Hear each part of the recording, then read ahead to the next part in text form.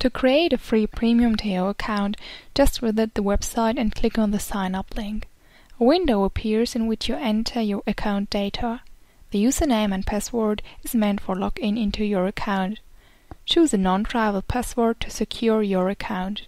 Retype your password. Choose a valid mail address and enter the letters you see on the picture. If you have a voucher code, you may enter it now or later in your account.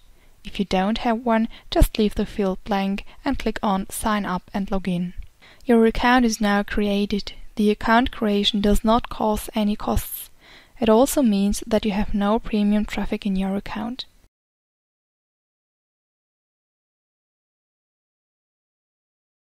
If you want to change your account settings, select the Account tab.